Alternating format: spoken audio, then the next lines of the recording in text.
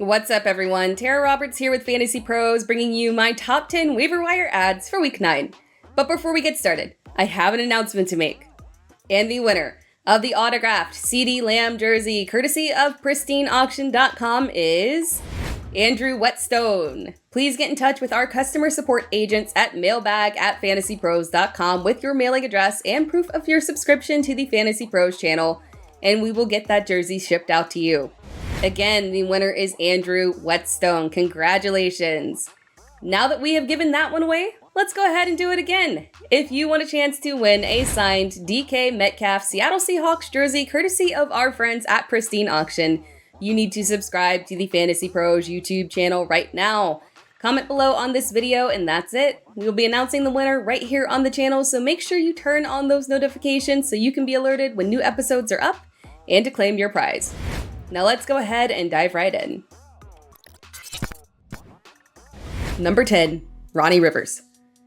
This is a strange waiver wire ad because Ronnie Rivers had only one rushing attempt for 0 yards and one reception for 14 yards prior to week 8 and found himself as the lead back for the Rams on Sunday.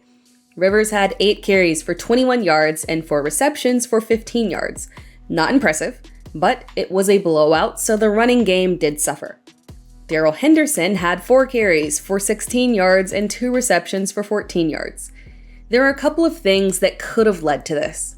Darrell Henderson was dealing with an illness this week, and maybe his lack of reps during practice led to McVay wanting to go a different direction. It's also possible that this could be a sign of a potential trade that involves Henderson. We've seen teams reduce or limit workload for players that might be part of a trade. There's also the little issue of Cam Akers and what happens if Cam Akers isn't dealt. There's a lot to factor in here. Make a claim on Rivers in case his usage does stick. But don't go all in because this is a strange situation that might end up with Rivers being completely irrelevant. Number 9, Latavius Murray. Latavius Murray is not the flashiest waiver wire ad of the week, but he might be the most practical ad. Denver's backfield is split and that will not change, but his role is consistent and productive enough to be worthy of a roster. Murray had 14 carries for 46 yards and 1 touchdown. That's 2 touchdowns since his arrival in Denver. The Broncos are on a bye week, so you can't use him this week, but if you're lucky enough to have your lineup relatively untouched by the bye week and injuries, you can add Latavius Murray now for 0 cost and stash him. He is essentially guaranteed around 10 carries or more, touchdown opportunities, and has a decent upcoming schedule. And it doesn't hurt that he becomes the lead back the next time that Melvin Gordon fumbles. Number 8, Van Jefferson. Van Jefferson was activated from IR and was supposed to see a normal workload. I'm hopeful the Rams said that and didn't really mean it because a workload of 0 targets is not good. But I would assume that the Rams simply wanted to get him active and help get his feet underneath him. He's worth an ad to see what kind of role he can carve out in the struggling Rams offense. And his talents might be needed sooner than later because Cooper Kupp suffered an injury on Sunday. I filmed this video on Sunday evening, so I don't know the severity of the injury, but I do know that Kupp is the entire Rams offense, and any missed time would send huge ripple effects throughout the entire offense that Jefferson could benefit from. Regardless, we have seen Jefferson flash before. He is worth a long-term hold. Number 7, Isaiah Likely. Reports out of Baltimore are that Mark Andrews' shoulder injury is minor. But minor injuries don't necessarily mean that he won't miss time. If Andrews is unable to go in week 9, Isaiah Likely is a solid streaming option at tight end. Andrews went down early in the Thursday night game and Likely came in and had 6 receptions on 7 targets for 77 yards and a touchdown on just a 67% snap count. The Ravens face New Orleans, a defense that held Las Vegas scoreless on Sunday, but typically has struggled against tight ends, giving up the 5th most fantasy points to opposing tight ends heading into week 8. With 6 teams on a bye in week 9, Likely would more than likely be a tight end 1 if Andrews is out.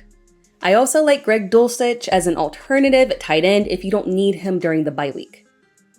Number 6, Kenyan Drake. Here we go again. Kenyan Drake may yet again find himself as the RB1 for the Ravens next week.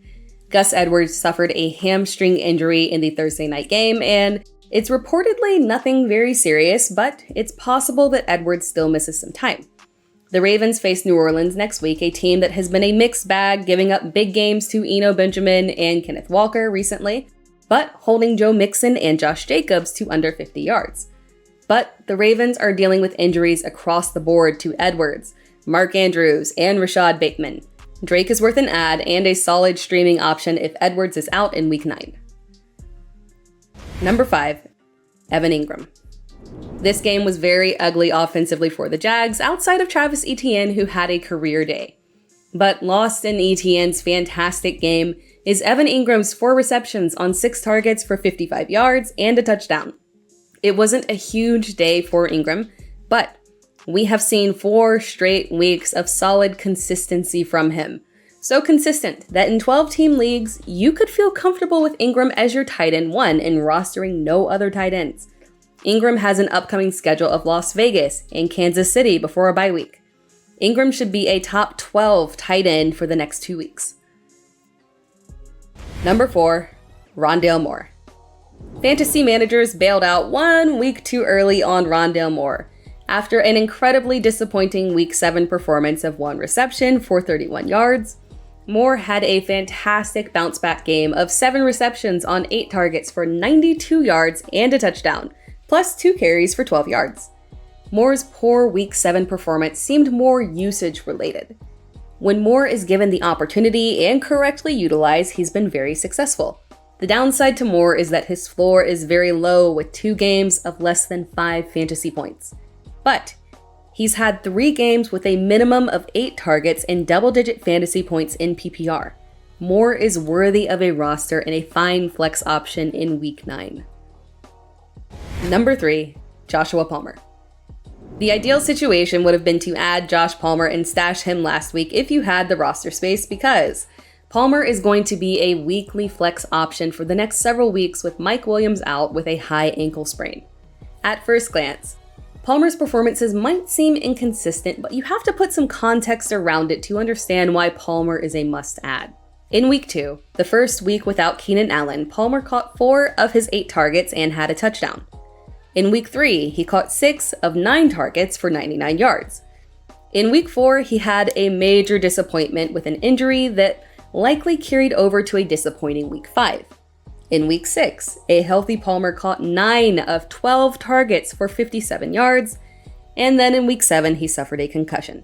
When healthy, Palmer has had a minimum of 8 targets. That's a level of opportunity that any fantasy manager would want on their roster. Palmer does need to clear concussion protocol, but coming off a bye week, the chances are higher. Number 2, Garrett Wilson. Believe it or not, Garrett Wilson is less than 50% rostered in Yahoo leagues. He is far higher rostered on other platforms, but the fact that he is less than 50% rostered in Yahoo leagues means that I would feel awful if I didn't include him on this list. So double check your waiver wire list, because it is very possible that some fantasy managers bailed out early on him and Wilson is available in your league. With Breece Hall lost for the season and Michael Carter putting up very underwhelming numbers, the Jets let Zach Wilson air the ball out, and the result was 6 receptions on 7 targets for 115 yards for Garrett Wilson. Number 1, Justin Fields. If you watched the game, Justin Fields' performance was far more impressive than the stats show. The pass volume wasn't much higher than he typically has, but the accuracy and productivity of those passes was fantastic. Fields completed 17 of 23 passes for 151 yards and 2 touchdowns, with 8 carries for 60 yards and 1 touchdown on the ground. Fields has an upcoming schedule of Miami, who just allowed a 300-plus yard game to Jared Goff, Detroit, who just allowed a near 400-yard game and 3 touchdowns to Tua Tagovailoa, followed by Atlanta, the New York Jets, and Green Bay, touchdowns to Tua Tagovailoa, start him all the way through his bye week. With inconsistencies at quarterback this year, Fields can be a valuable addition to many fantasy rosters. Thanks for watching this video. And remember, if you want a chance to win a signed DK Metcalf Seattle Seahawks jersey courtesy of our friends at Pristine Auction, you need to subscribe to the Fantasy Pros YouTube channel right now. Comment below on this video and that's it. We will be announcing the winner right here on the channel, so make sure you turn on those notifications so you can be alerted when new episodes are up and to claim your prize. Thanks for tuning in to the Fantasy Pros YouTube channel. Don't forget to check out our featured videos. And while you're at it, make sure to follow us on Instagram, Facebook, and Twitter at FantasyPros, so you can get the latest news and updates to give you the edge you need in your fantasy league.